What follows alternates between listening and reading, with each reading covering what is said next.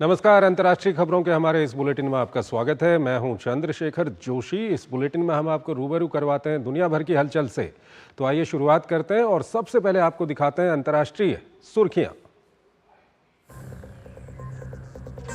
Thailand की संवैधानिक अदालत ने प्रधानमंत्री को पद से किया बर्खास्त। आपराधिक रिकॉर्ड वाले शख्स को कैबिनेट में जगह देने से गई श्रेथा थाविसिन की कुर्सी। कोर्ट ने नैतिक उल्लंघन का पाया दोषी।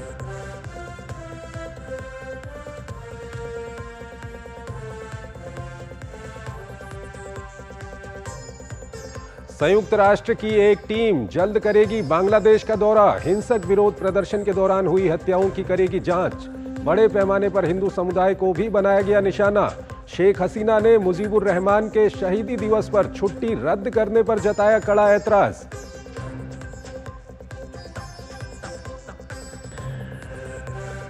यूक्रेन के राष्ट्रपति ज़ेलेंस्की का दावा, रूस के कुर्स्क क्षेत्र के कई दिशाओं में आगे बढ़ रही है यूक्रेनी सेना। 100 से अधिक रूसी सैनिकों को पकड़ने की भी कही बात। रूस ने कहा क्षेत्र में मार गिराए 117 यूक्रेनी ड्रोन।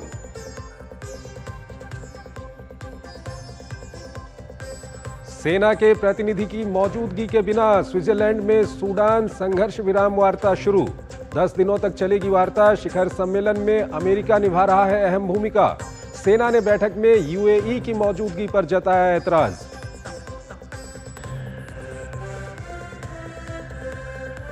जापान के प्रधानमंत्री फूमियो किशिदा छोड़ेंगे पद। अगले महीने देंगे इस्तीफा।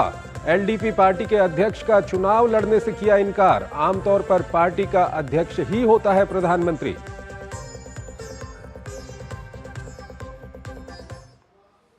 और आइए सबसे पहले आपको लिए चलते हैं एशिया की ओर।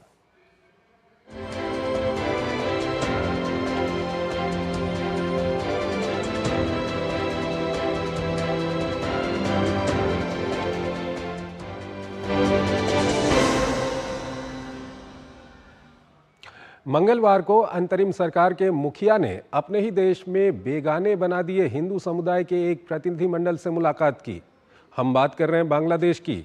उनकी पीड़ा पर मरहम लगाने की कोशिश जरूर की, लेकिन इसका कुछ असर होता दिखाई नहीं दे रहा।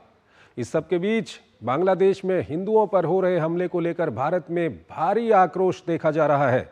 देश के विभिन्न शहरों में लगातार विरोध प्रदर्शन हो रहे हैं।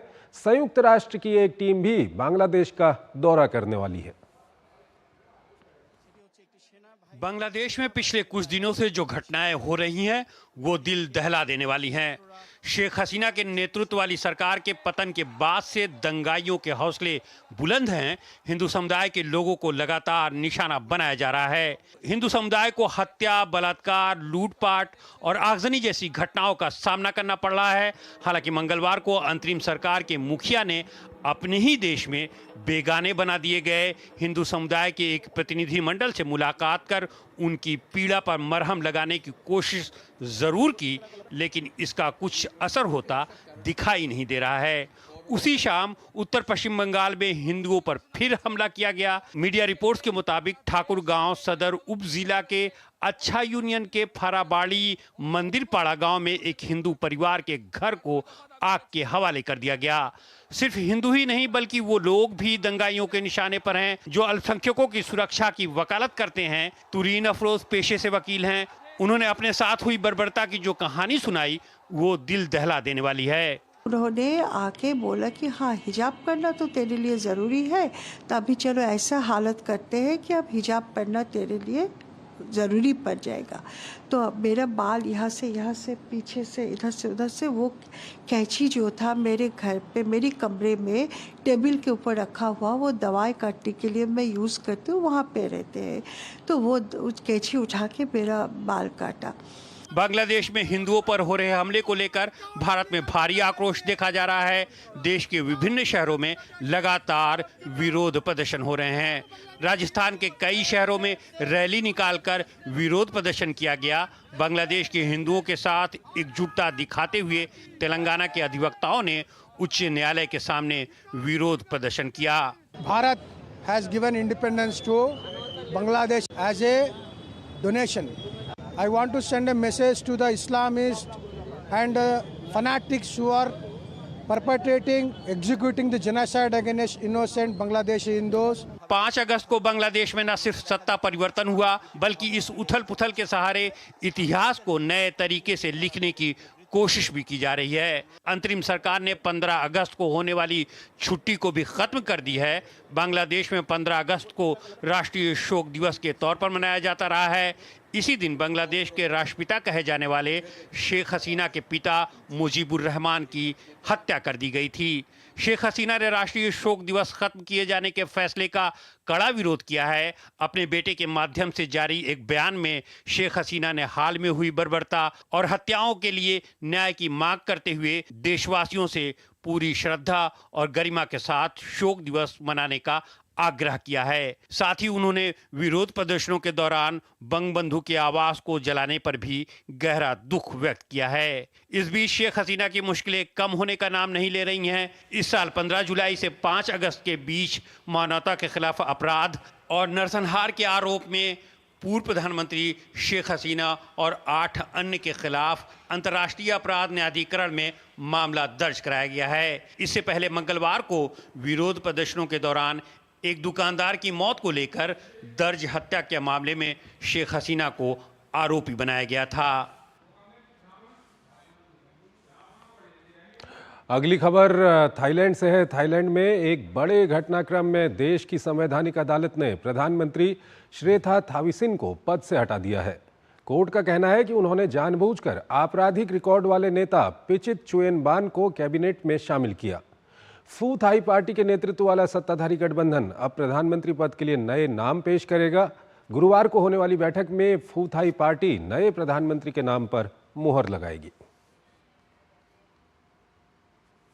विपक्ष के बाद अब सत्ताधारी पार्टी को अदालत से बड़ा झटका लगा है। थाईलैंड की संवैधानिक अदालत ने प्रधानमंत्री श्रेथा थाविसिन को पद से हटा दिया है। उन पर आपराधिक रिकॉर्ड वाले एक वकील को अपने कैबिनेट में शामिल करने का आरोप था। अदालत ने प्रधानमंत्री श्रेथा के इस कदम को नैतिकता का उल्लंघन बताते हुए दोषी ठहराया है। संवैधानिक अदालत की 9 जजों की बेंच ने 5-4 के बहुमत से इस पर फैसला सुनाया। फैसला सुनाए जाने के समय प्रधानमंत्री श्रेथा अदालत में मौजूद नहीं थे। कोर्ट का कहना है कि उन्होंने जानबूझकर आपराधिक रिकॉर्ड वाले नेता पिचित चुएबान को कैबिनेट में शामिल किया। उन्हें 2008 में एक मामले में दोषी ठहराया गया था। हालांकि मंत्री पद पर पिचिट की नियुक्ति को लेकर विवाद शुरू हुआ तो उन्होंने पद संभालने के कुछ सप्ताह बाद ही इस्तीफा दे दिया था। श्रेथा ने तर्क दिया था कि पिचिट की नियुक्ति कानून के अनुसार की गई थी, लेकिन अदालत ने असहमति जताते हुए कहा कि इन्होंने नियमों का उल्लंघन किया है।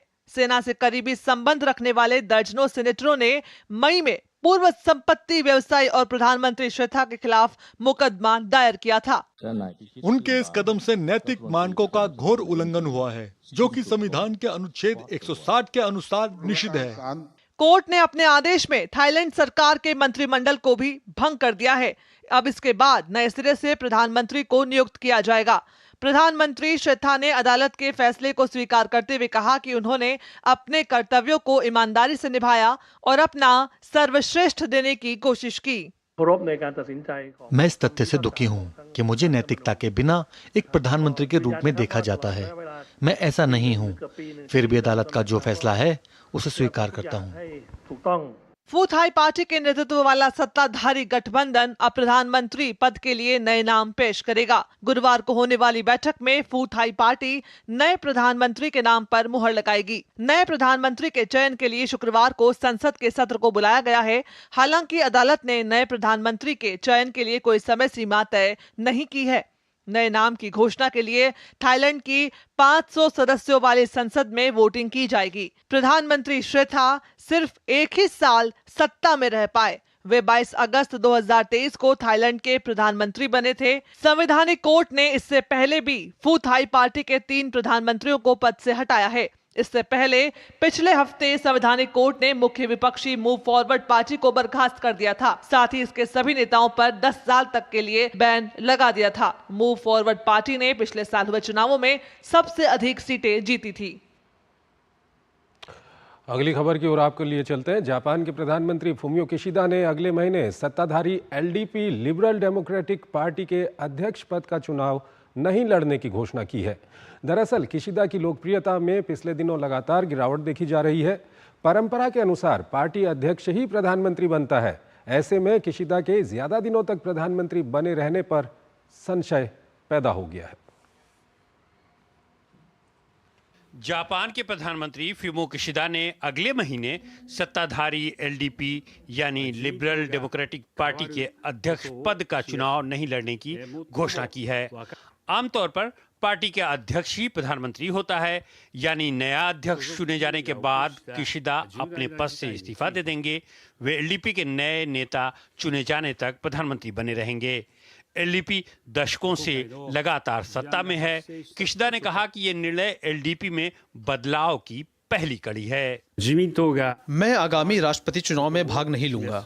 मैं कॉमरेड के रूप में चुनाव के माध्यम से चुने जाने वाले नए नेता का समर्थन करना जारी रखूंगा। किशिदा की लोकप्रियता में लगातार गिरावट देखी जा रही है। इसका मुख्य कारण पार्टी के दान घोटालों का असर माना जा रहा है। इस घोटाले में एलडीपी के कई सदस्यों पर धन जुटाने के लिए आयोजनों से प्राप्त आय को सही तरीके से घोषित न करने का आरोप है। 2021 में प्रधानमंत्री का पद संभालने वाले किशिदा के नेतृत्व में जापान की सुरक्षा रणनीति में बड़े बदलाव किए गए। सैन्य खर्च में 17% वृद्धि की गई। अमेरिका के साथ सहयोग को नए मुकाम पर पहुंचाया गया। किशिदा के कार्यकाल में ही जापान की अर्थव्यवस्था ने काफी कमजोरी भी देखी। जापान दुनिया की तीसरी सबसे बड़ी अर्थव्यवस्था होने का तमगा भी खो बैठा। किशिदा की इस घोषणा से जापान के लोगों में मिलीजुली प्रतिक्रिया देखने को मिल रही है। मुझे आश्चर्य हुआ, लेकिन मुझे लगता है कि घोटाले और टैक्स के पैसे बर्बाद करने के लिए हो रही आलोचना के चलते पद पर नहीं रहना चाहते हैं। लिबरल डेमोक्रेटिक पार्टी के अध्यक्ष पद के लिए फिलहाल पूर्व रक्षा मंत्री शिगेरू इशिबा और पूर्व विदेश मंत्री तोशिमित्सु मोटोगी का नाम सबसे आगे चल रहा है। उम्मीदवारों को पार्टी के कम से कम 20 सांसदों का समर्थन हासिल करना जरूरी होता है।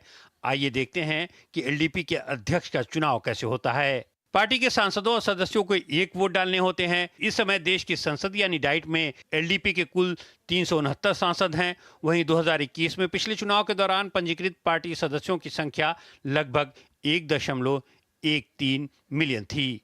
डिहोर्स पद्धति के तहत पार्टी सदस्यों द्वारा डाले गए वोटों का मिलान अनुपातिक प्रतिनिधित्व के अनुसार किया जाता है। अगर किसी उम्मीदवार को बहुमत नहीं मिलता है तो शीर्ष 2 उम्मीदवारों के बीच रन ऑफ होता है। एलडीपी का नया नेता चुन लिए जाने के बाद नए प्रधानमंत्री के चयन के लिए संसद का सत्र बुलाया जाएगा। अब चूंकि संसद के दोनों सदनों में एलडीपी का बहुमत है और लिहाजा उसी की पार्टी के प्रधानमंत्री के चुने जाने की संभावना है।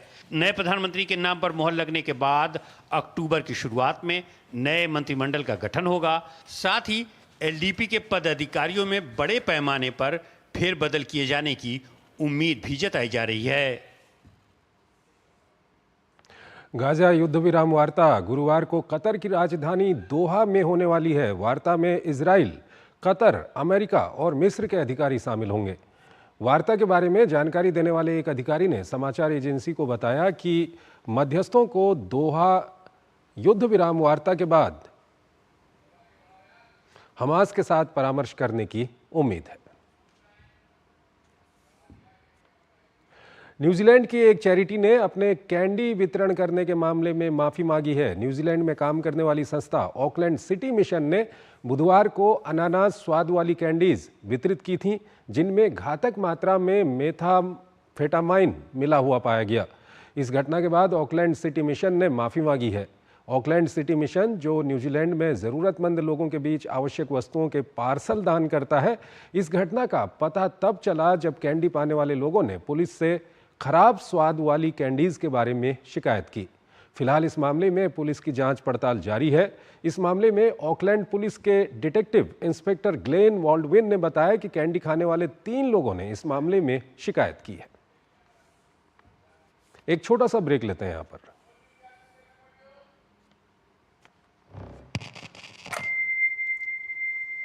जय भारत, जय भारत, जय भारत, जय जय भारत।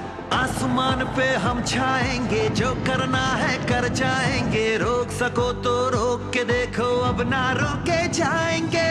जय भारत, जय भारत, जय भारत, जय जय भारत। सोने सोने की चिड़िया था अपना भारत हमको ज्ञात है।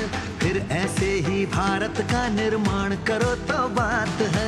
देश बड़ा है हर मजहब से, युवा शक्ति का नारा है। विकसित भारत हो अपना, अब ये संकल्प हमारा है। अपने हर संकल्प को हमको सिद्धि तक ले जाना है। इस दुनिया में भारत की सभ्यता का परचम लहराना है। जिस मिट्टी पे जन्मे हैं हम, उसका कर्ज चुकाना है। हर भारतवासी को अपना अपना फर्ज निभाना है। अग्नि जैसा ताप हो जिसमें अग्निवीर बन जाता है, और वायु की गति से चलता तो तेजस कहलाता है। भगत सिंह या वीर शिवाजी या सुभाष हो बलिदानी, हो पटेल अब्दुल हमीद, सब ही थे हिंदुस्तानी।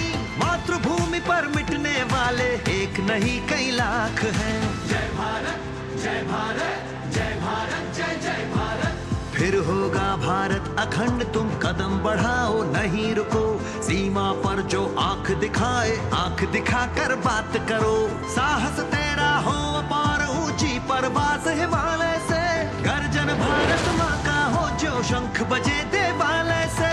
माँ की कोख का मान बढ़ाना वीरों हिंदुस्तान के। वंदे मातरम, वंदे मातरम। जय भारत।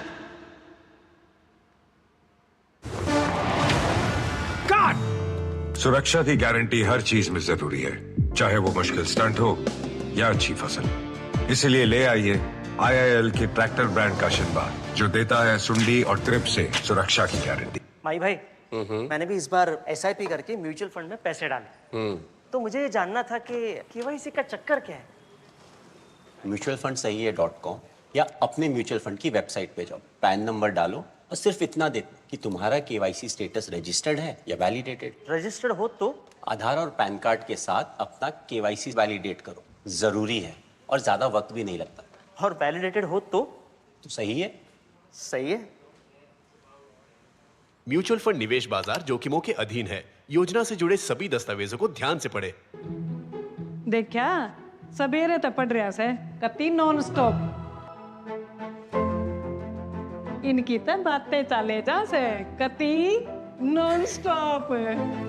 माँ और दूसरी बात पे नॉन स्टॉप बोलने लगी। माँ ने फोन पे राशन कार्ड बनवा लिया, आयुष्मान कार्ड बनवा लिया, हमारा डोमिसाइल बनवा लिया, दादी की पेंशन आ जाती है घर बैठे, हमारा हैप्पी कार्ड बनवा दिए घर बैठे। नॉन स्टॉप बढ़िया काम। ले तू भी करने लग गया नॉन स्टॉप। अभी तो कहते हैं हरा हरियाणा, नॉन स्टॉप हरियाणा। शादी का किचन महके जहां, गोल्डी किचन किंग मसाले हो वहां। गोल्डी लाए हैं फ्रेश लॉक टेक्नोलॉजी, जो रखे मसालों को हर समय फ्रेश।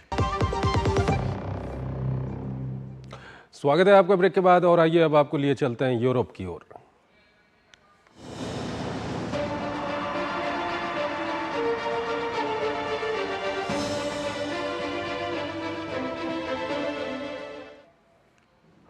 रूस और यूक्रेन के बीच युद्ध लगातार भीषण बना हुआ है। हाल के दिनों में यूक्रेन न सिर्फ रूस के कुर्स्क इलाके में घुसा है, बल्कि रूस को कई मोर्चों पर यूक्रेन से संघर्ष करने में भी दिक्कतें आ रही हैं।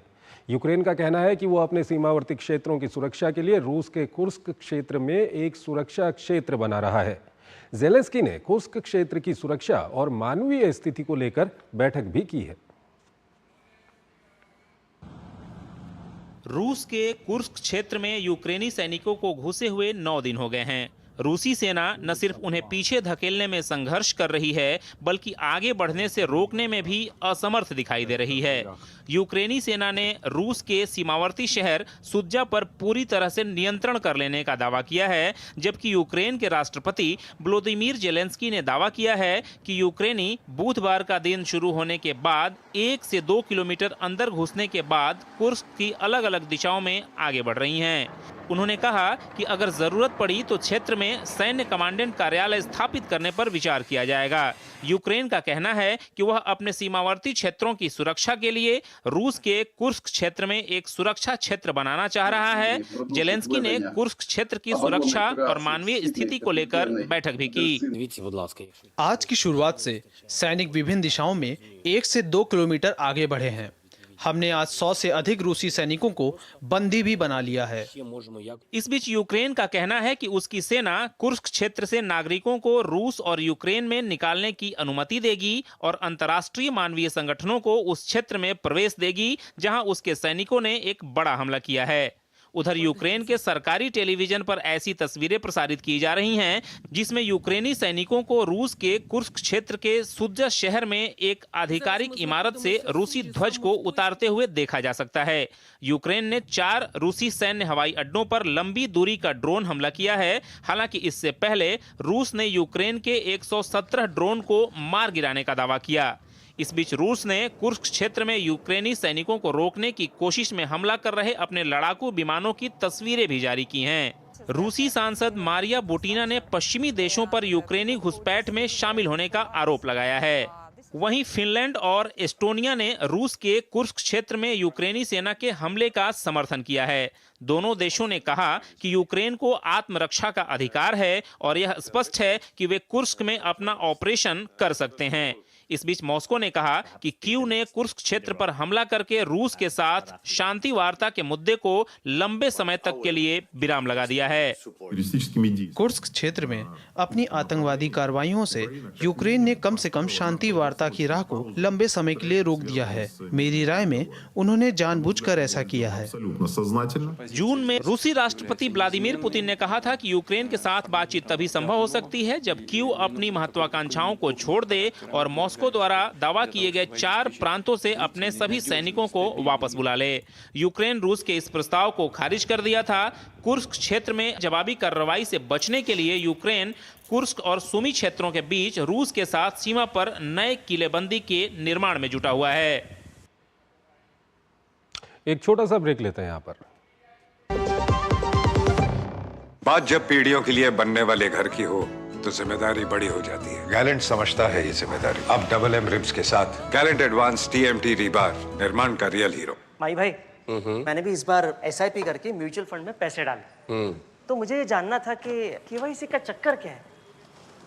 म्यूचुअल फंड सही है .com या अपने म्यूचुअल फंड की वेबसाइट पे जाओ, पैन नंबर डालो और सिर्फ इतना दे कि तुम्हारा KYC स्टेटस रजिस्टर्ड है या वैलिडेटेड। रजिस्टर्ड हो तो आधार और पैन कार्ड के साथ अपना KYC वैलिडेट करो, जरूरी है और ज्यादा वक्त भी नहीं लगता। और वैलिडेटेड हो तो सही है। सही है। म्यूचुअल फंड निवेश बाजार जोखिमों के अधीन है। योजना से जुड़े सभी दस्तावेजों को ध्यान से पढ़े। ताऊ राम किस सोच में पड़ रहा है? क्या फसल वो कुछ समझ नहीं आ रहा। कोई सी फसल बोले ताऊ? क्यों कर कुछ भी बोले, फसल का भाव भी मिलना चाहिए और MSP भी देखनी पड़ेगी। बेरा न कौन सी दुनिया में बढ़ रहा है? आड़े सारे देश में रुका पाट लिया। भाई मैं समझा नहीं। पहले अपने हरियाणा में 14 फसलों पे MSP मिला करता, पर तय हर फसल के एक दाने की खरीद करेगी सरकार। यो देख, हरियाणा प्रदेश की सारी फसलें MSP पर खरीदने का काम ये हमारी सरकार करे। और वो भी नॉन स्टॉप। तभी तो कहते हैं हमारा Haryana non stop Haryana.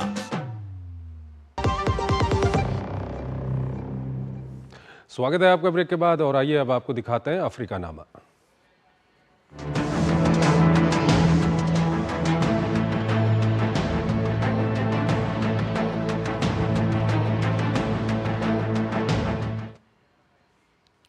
Sudan में बीते 16 महीने से जारी गृह युद्ध को रोकने के लिए स्विट्जरलैंड में सूडान के प्रतिनिधियों के साथ वार्ता शुरू हुई।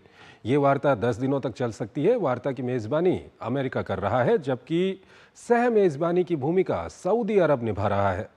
अमेरिका की तरफ से जारी बयान में कहा गया है कि वो एक संघर्ष विराम सुनिश्चित करने की कोशिश कर रहा है ताकि ज़रूरतमंद लोगों तक मानवीय सहायता पहुंचाई जा सके।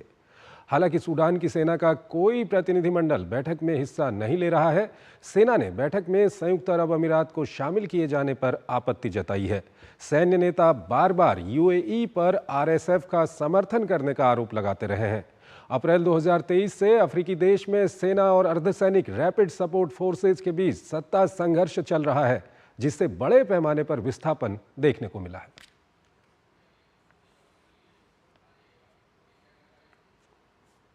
तो अंतर्राष्ट्रीय खबरों के हमारे इस खास बुलेटिन में आज इतना ही।